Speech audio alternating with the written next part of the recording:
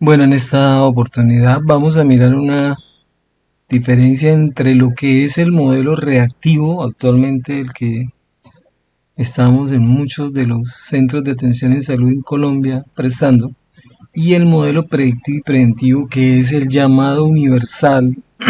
Esto no es de gobierno, esto es de llamado universal de la Organización Mundial de la Salud, a que es urgente que cambiemos el modelo reactivo hacia un modelo predictivo y preventivo. Entonces, vamos a mirar qué nos dice como diagnóstico la Organización Mundial de la Salud y asimismo también los diagnósticos de salud de Colombia y de Norte de Santander y de Cúcuta que se plasman y se registran en el ASIS, en el análisis de la situación de salud en cada territorio. Casi que el comportamiento es igual para todos. Y esta es la preocupación de la Organización Mundial de la Salud, que lo que más prevalece y nos está causando muertes son 4 patologías o 4 pilares de enfermedad que son las que están causando más muerte en el mundo y más gasto en salud. El cáncer del cuello uterino, la hipertensión, la diabetes y las enfermedades pulmonares. Llámese enfermedad pulmonar obstructiva crónica, aquellos pacientes que fuman, aquellos pacientes que encontramos en el campo también, que llevan años cocinando con leña y que hacen su daño pulmonar por la constante aspiración del humo. Entonces, esas son las 4 patologías grandes, las 4 enfermedades grandes que nos están causando tanto daño y tanto gasto en salud elevadísimo, un gasto en salud elevadísimo, como lo vamos a ver más adelante.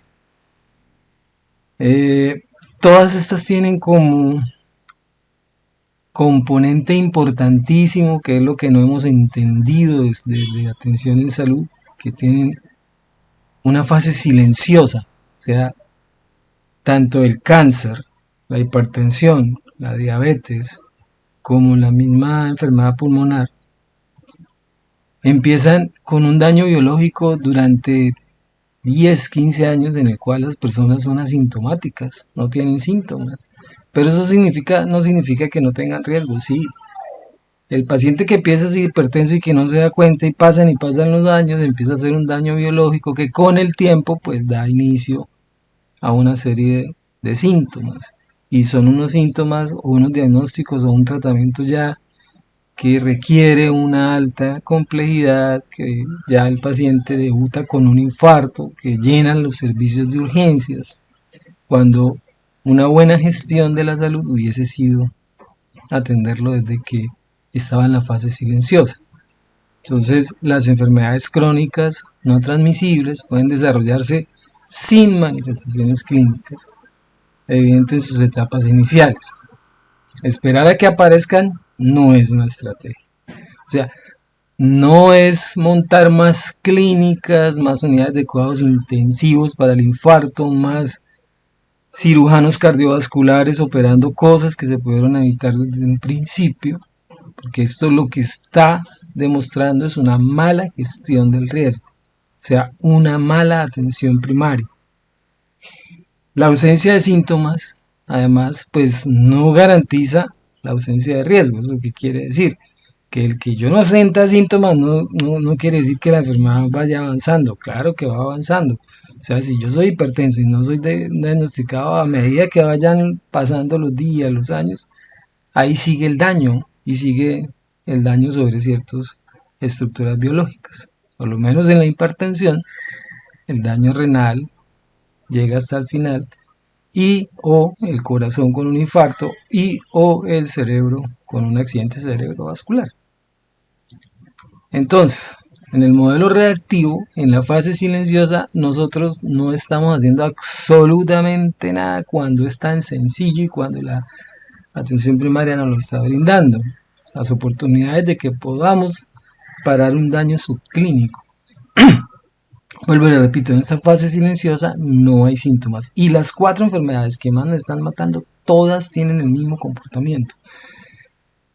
Al estudiar la historia natural de la enfermedad del cáncer de cuello uterino, nosotros tenemos que Podemos tener una ventana inmunológica, casi una ventana de silencio como en el VIH de 10 años, y es imposible que los servicios de salud no le hagan una citología a una mujer que llegue a los 30 años. Eso es imperdonable. Se nos están muriendo mujeres a los 35 años en una UCI después de unas complicaciones severísimas de algo que se pudo detectar con una citología sencilla, ¿sí?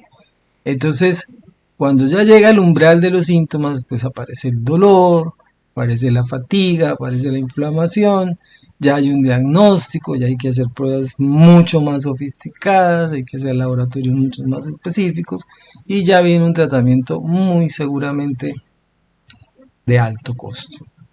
Quimioterapias, en el peor de los casos, cuando hay falla renal, pues hay que llevarlo a una unidad renal, lo cual implica alto costo y más gasto en salud.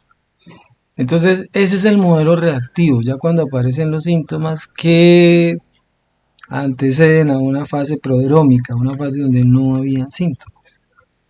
Y pues porque estamos acostumbrados a atender al paciente cuando nos llega al servicio de urgencias o cuando nos llega una consulta, porque ya empieza a decir, me siento mal. Entonces, en el modelo reactivo para el gasto y tanto para el gasto en salud como para el problema de funcionalidad de las personas, también es un complique para cualquier sistema de salud. ¿Por qué? Porque cuando el paciente llega acá a estas crisis agudas, un infarto, una falla renal, un accidente cerebrovascular, pues hay una recuperación de su capacidad, de su estado funcional muy incompleta, o sea, no queda igual que como estaba al principio la persona. Me explico. Un infarto lleva el daño a una pared del corazón que puede llevar a que el paciente termine en una falla cardíaca. Un accidente cerebrovascular puede terminar en un paciente con ciertas discapacidades motoras porque hubo daño cerebral. Lo mismo la cetoacidosis diabética o las complicaciones de la diabetes como la retinopatía, el mismo daño renal y muchas amputaciones. O sea que la persona queda en un estado funcional que para la sociedad, para la familia, pues va de pronto a quedar con una persona más que es necesitar un cuidador, y eso lleva a un mayor gasto en el sistema de salud, y eso lleva también pues a problemas familiares, porque tenemos que dedicar una persona casi que exclusivamente a que nos cuide esa persona, porque ya su capacidad de defenderse ante la vida, su independencia se vuelve, o su dependencia se vuelve absoluta al 100%. ¿Y qué es lo que pasa? Que queda susceptible a una segunda crisis y con esa segunda crisis pues va a haber un deterioro aún más progresivo de la enfermedad. Entonces, cuando eso en 10 años antes que el paciente debió ser detectado, pues no se hizo porque tenemos un mal sistema de salud que está fallando en hacer una atención predictiva. Entonces, los resultados para la OCDE nos están poniendo el semáforo en rojo. Los países de la OCDE en promedio tienen un 9.3 del gasto en salud. Óigase bien, el 9.3. Y Colombia en este momento tiene un gasto del 14.6%. No va a haber UPC que aguante si nosotros seguimos con el modelo reactivo. No lo va a haber. ¿Por qué? Porque siempre vamos a esperar que el paciente nos llegue a urgencias, que el paciente nos llegue a una unidad de cuidados intensivos, que el paciente nos llegue a una diálisis renal, que nos llegue a una amputación y que nos llegue a complicaciones severas que pues obviamente implica más consumo del gasto. Entonces fíjese que con cosas tan sencillas como podríamos bajar inclusive de la OCDE este 9.3%, que me parece que también es muy alto, y llegar, hay unos países que están en el 5, eso es lo ideal, pero nosotros estamos en el 14.6. Dice que la OCDE que cuando esto llegue a 15 se tienen que prender las alarmas, y en Colombia estamos a nada de que esto llegue al 15%. 15% del precio interno bruto del país. Bueno, entonces ahora sí, ¿qué tenemos que hacer? Pues entrar en un modelo predictivo y preventivo. No puede ser predictivo y no puede ser solo preventivo, tiene que ser tanto predictivo como preventivo. Entonces, ¿qué significa eso? Significa que yo con la data, con alguna información de datos de mi población, voy a hacer algunos análisis en los cuales voy a sopesar el riesgo de ciertas personas, de cierta población, para empezar a hacer prevención. Entonces, en el modelo predictivo hoy en el mundo o en la evidencia científica existen muchas herramientas para hacer la predicción. Les voy a dar un ejemplo. Hertz, de la Organización Panamericana de la Salud, con 5 preguntas que le hace, le puede dar a uno una estimación de riesgo que le dice: usted dentro de 5 años va a sufrir un infarto si sigue con las mismas preguntas.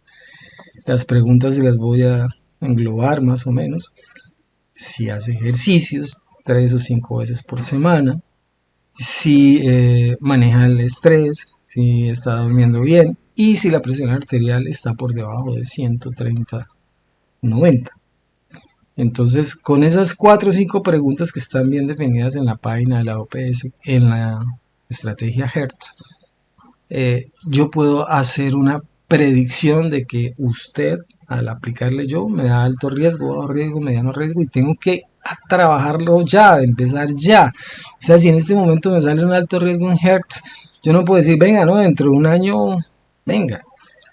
La Organización Panamericana de la Salud ha dicho, con la estrategia Hertz, mire, el 30% de la población en las Américas son personas que sufren de hipertensión mayores de 40 años.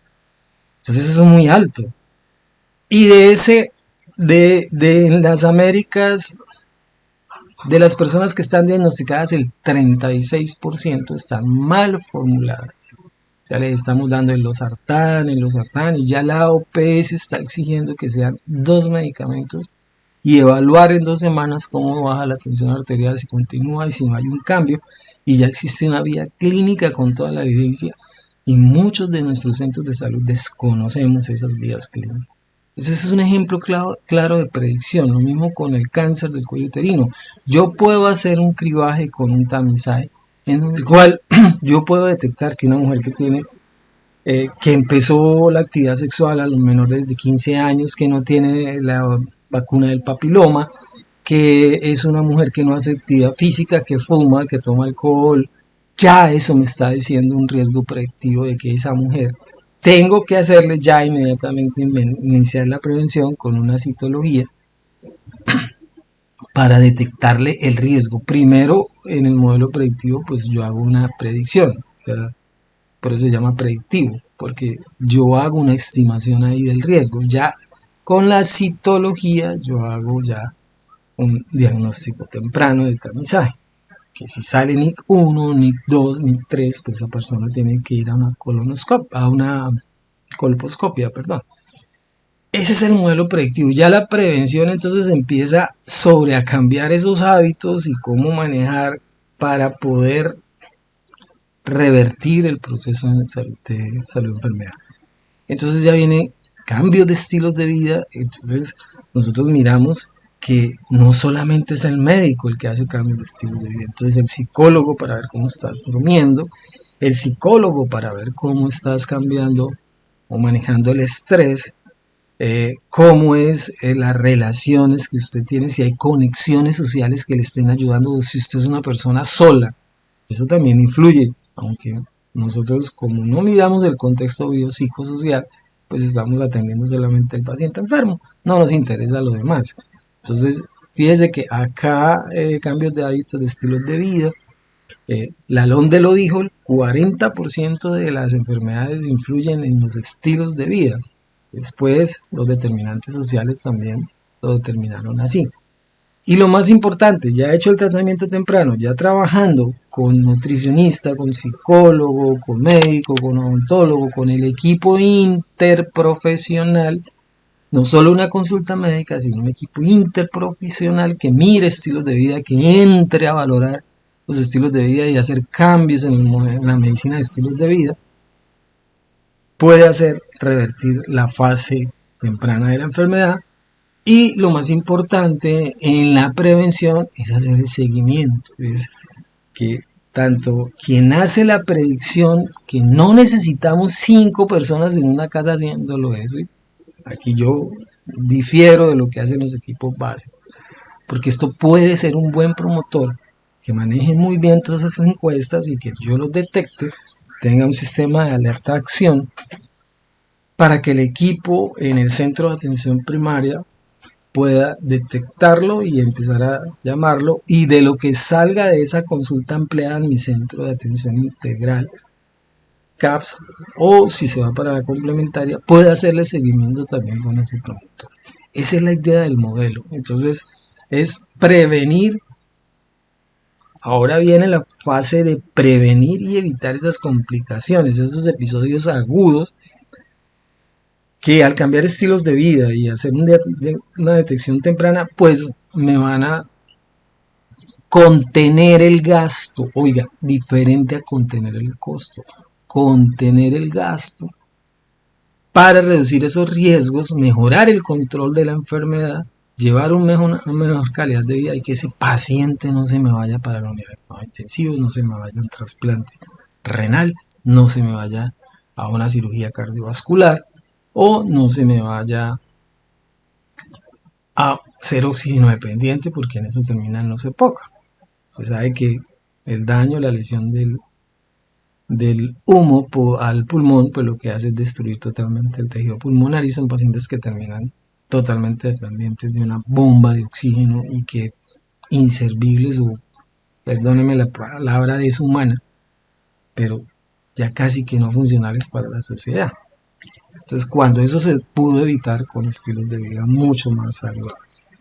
Entonces, esa es la idea. Entonces, cuando yo tengo el modelo predictivo y preventivo basado en atención primaria, pues nadie me está diciendo que no puedan haber episodios. Sí, pueden haber episodios que se vayan por X o Y circunstancia, pero lo que se ha estudiado es que el estado funcional, cuando ocurren esos episodios, pues hay una faceta mucho más baja que la que ocurre cuando hay infarto. Aquí de pronto no hay infarto, aquí de pronto hay una angina, pero el paciente no alcanza a llegar a esas complicaciones como cuando en el modelo reactivo.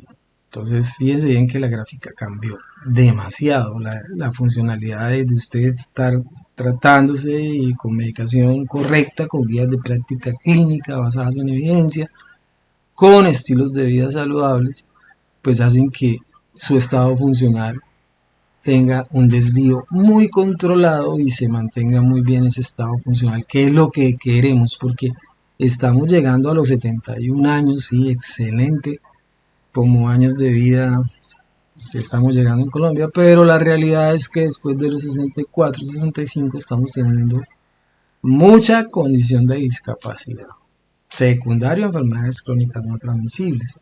Entonces, ¿de qué vale la vida llegar a los 70 con su oxígeno o acostado en una cama, postrado en una cama, o con un infarto, una falla cardíaca que no lo deja usted ni caminar? No vale la pena. O sea, no es una calidad de vida. Perdóneme, no vale la pena, si no es una calidad de vida que lo va a mantener bien. Y va a llevar a que el gasto en salud sea más, y va a necesitar cuidador, y va a cansar a una persona que tenga que cuidarlo en su casa, y tenemos que disponer de alguien que lo cuide. A eso estamos llegando. Entonces, ¿cómo es ese tridente de la atención primaria? O sea, nosotros tenemos que tener unas necesidades en salud. De esas necesidades en salud, pues hay que tener una red integrada. Integral si no tenemos ningún vínculo, integrada si yo soy baja complejidad y alta complejidad.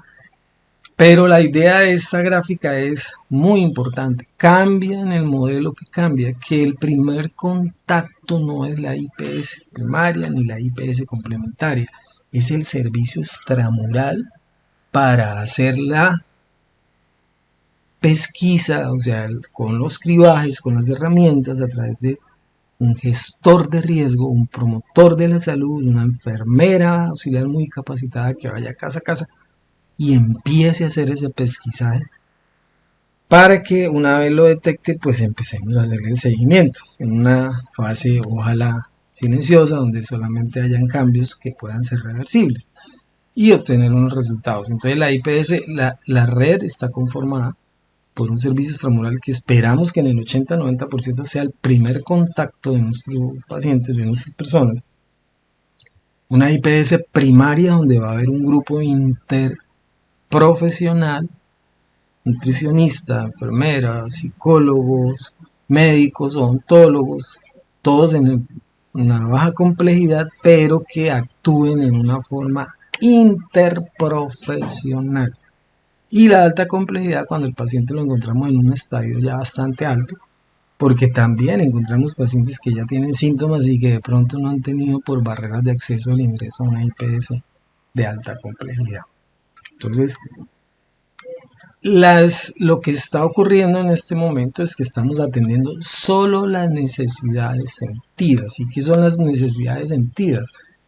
Dolor de muela, la fiebre del niño, se me partió el brazo, el dolor de cabeza, y eso nos llega el 80% a la IPS primaria. Eso está estandarizado y a nivel mundial es lo mismo. O ya nos llega el infarto, ya nos llega el dolor abdominal o directamente a la IPS complementaria, ya cuando el problema se nos hace un poquito más grave y los resultados pues no serán en capacidad, en términos de capacidad funcional, pues van a ser mucho más graves. En esta parte pues puede ser que no sean tan complicadas como las que nos llega la IPS complementaria. ¿Qué otras necesidades tenemos? Las no sentidas, que son las en las cuales estamos fallando con las enfermedades silenciosas, las enfermedades crónicas. Y ahora acaban de decir también que el comportamiento de las enfermedades crónicas aplica para el VIH. Entonces, esas necesidades sentidas no van a llegar a la IPS primaria. Esas necesidades sentidas van a llegar, van a ser descubiertas, desmanteladas por el gestor de riesgo. ¿Cuáles son? Un hipertenso que no sabía, un diabético que no sabía, un CA de cervix o un CA de mama, o un tamizaje que existe hoy que casi nadie se lo hace, que es el examen de exploración de la mama, y que de pronto tenga que llevarlo a una mamografía. Entonces eso no se hace ahorita así como lo estamos planteando. Y pues parar el VIH. También existen cribajes para yo poder detectar quiénes son personas de riesgo. Si por lo menos yo tengo una persona con X o Y comportamiento en la casa en cuanto a la parte sexual y ese paciente nunca se ha hecho un VIH, puede estar en una fase de ventana, lo que se llama una fase de ventana, y llegamos a que el paciente debuta cuando tiene una enfermedad toxoplasma en la cabeza con convulsiones y nos va para la UCI un mes y termina, además del VIH, con complicaciones porque hubo daño cerebral, más gasto. Esas son las necesidades no sentidas. Entonces las no sentidas son las que les acabo de decir: paciente hipertenso no sabe, paciente diabético no sabe, paciente con CA de cervix incipiente no sabe, paciente con VIH en fase, o el paciente pulmonar que fuma, que nunca se ha hecho una radiografía, un BK y de pronto está sobreinfectado con tuberculosis, etcétera, etcétera. Y necesidades potenciales que también deben ser descubiertas por el gestor de riesgo. ¿Cuáles son esas necesidades potenciales? Que yo vea a una paciente obesa, ya me tiene que llamar la atención a mí. Paciente que yo descubro en la casa que es sedentario, que llega al trabajo, que por lo que me relata el paciente no hace ningún tipo de actividad física, que ya está con dolores de cabeza, que siente bullying en el colegio el niño porque es gordito, que fuma además de que es gordito y tiene una mala alimentación. Entonces, esas son necesidades potenciales, sobre cuales nosotros le adicionamos o le damos valor un poquito más en el SIAPS, pues a descubrir esas necesidades no sentidas y esas necesidades potenciales, porque son las que nos van a llevar al iceberg, la parte de abajo, que es lo que no ha debutado en el sector salud y que cuando debuta pues va a ser más costoso para el sistema. Entonces, eso es lo que es el modelo preventivo, con unos resultados que son los medibles, que son los importantes. A mí no me importa, y aquí hay un error en el sistema colombiano que nos están viendo siempre, por cuántas citologías hice, por cuántas vacunas hice, eso está bien, son de una u otra forma indicadores de control del proceso. Pero lo más importante en la salud son los resultados, indicadores de resultados. Entonces, ¿cuántas de las citologías que yo hice detecté a tiempo? ¿Cuántos salieron positivas y cuántos se pudieron corregir con una colposcopia biopsia? ¿Cuánta es la reducción de ataques cardíacos? El año pasado, Cúcuta reportó 2.000 infartos agudos del miocardio.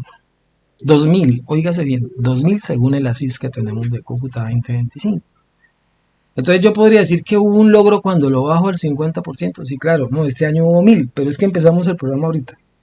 Perfecto, ya tuvo un descenso, no se me aumentaron, se me bajaron.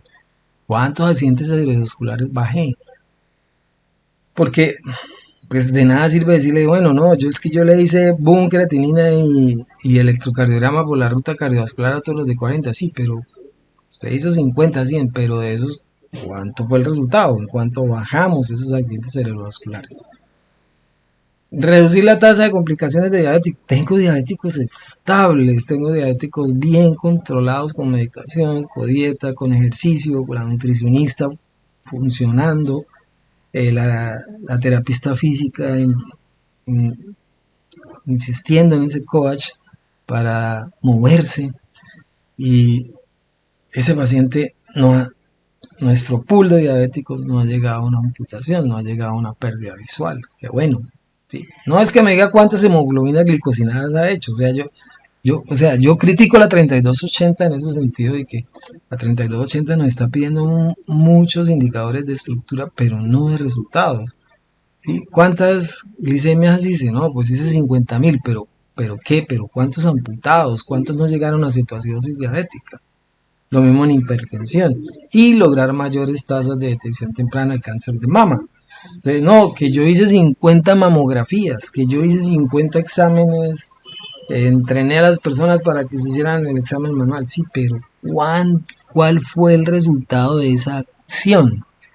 Entonces el resultado de esa acción es que el año pasado se me presentaron 50, 60 casos de cáncer de mama, y este año lo reduje al 15 o al 20, con una detección temprana sin que llegaran a quimioterapia. Esos son los resultados que realmente valen la pena y que debemos empezar a cambiar el chip. Entonces, esto era lo que les quería decir con respecto al modelo predictivo y preventivo y las comparaciones versus el modelo reactivo. Muchas gracias por su atención. Les habló el doctor Augusto Miranda Caro.